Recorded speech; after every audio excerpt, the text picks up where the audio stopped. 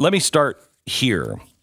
Here's this freshman congresswoman that no one is willing to look into. There's an electric fence around here. You cannot talk about her. But when I said to my staff, I want to really look into her and I want to see, tell me who she is, tell me where she came from, et cetera, et cetera. We started uncovering things that are just beyond description strange. There are multiple suspicious stories that the media has granted her a pass, and they would never grant this pass to anyone. I mean, even the average Democrat would not get away with these things. So I want to talk to you a little bit about her and where she came from today. We'll talk about her anti-Semitism and the heart of that on tomorrow's episode at this time. Now, the first stories that started to come out to question her came out from online bloggers back in 2016. Normally, I wouldn't go to an online blogger and say, hey, look at what this online blogger did. However, when you have no media, sometimes the online bloggers, if you check them out, have something, and they have checked this out. Back in 2016, Ilhan Omar had committed immigration fraud. This was the charge, that she had committed immigration fraud by marrying her brother to facilitate his arrival in the United States. Okay, all right. If it was from a blogger, I would look into it, but it doesn't help that, it's like, okay, really?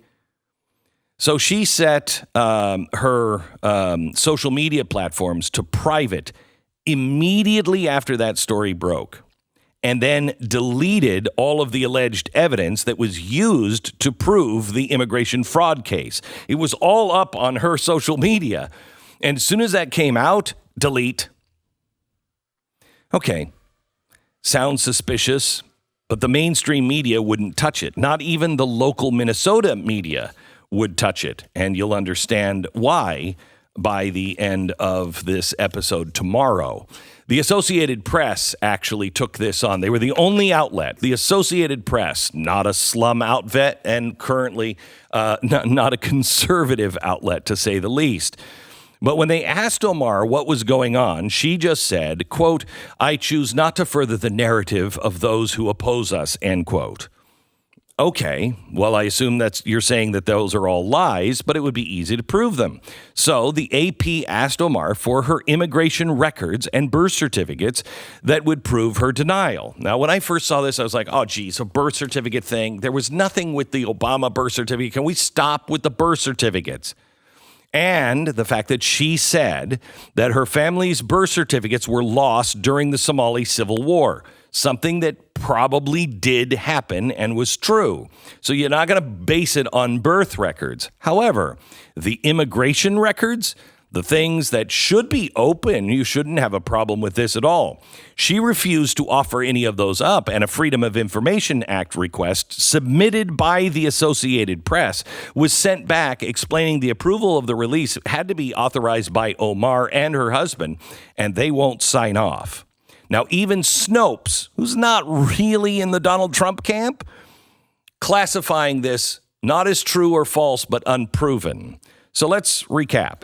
We have a credible case of immigration fraud by a U.S. representative, and the alleged perpetrator has deleted the visual evidence, refuses to provide any evidence, the person who is, under the microscope.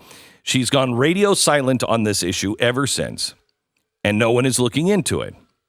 Okay, I mean, you'd think that someone would, at the New York Times or Washington Post at least be curious. Why wouldn't the government open a probe? The Associated Press, according to the Associated Press, the Obama administration never started an investigation, and the Trump administration hasn't started an investigation.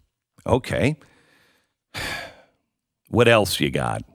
Well, there's also evidence that Ilhan Omar committed perjury in court. Now, this is where it starts to fall into place. When she filed for a divorce from her possible brother in 2017, Omar claimed that she hadn't seen or made contact with her husband since 2011. She said, I don't even know where my husband is or where he was. It's possible he was somewhere in London.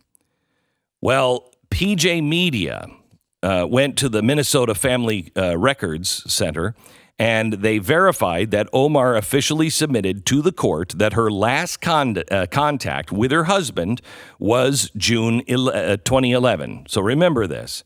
And she said, I haven't seen him since June 2011, and that's in her divorce records.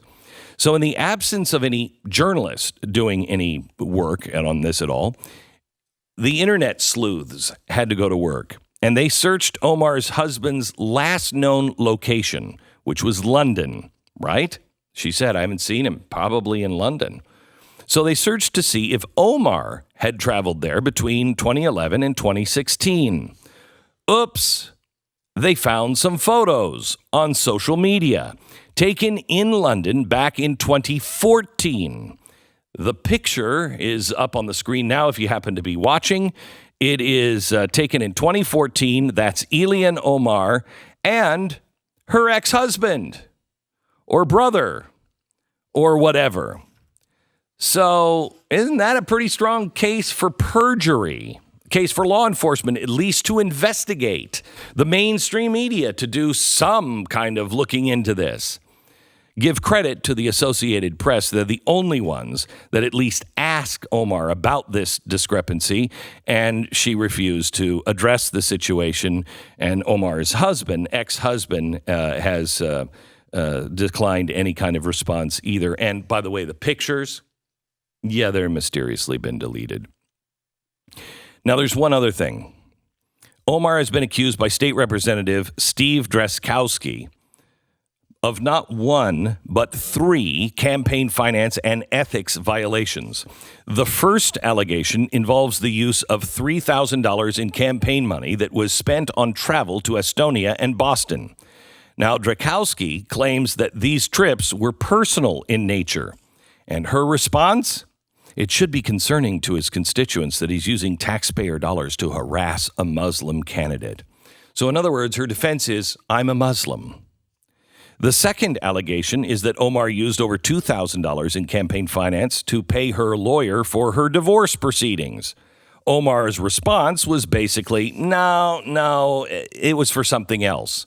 And no other explanation has been given. The third allegation is that she made ethics violations after accepting speaker fees from public colleges. Omar would later pay that money back, but no apology? No, instead we got this. We recognize how these folks are deeply invested in stopping a progressive, black, Muslim, hijab-wearing, immigrant woman. Boy, intersectionality is working for her.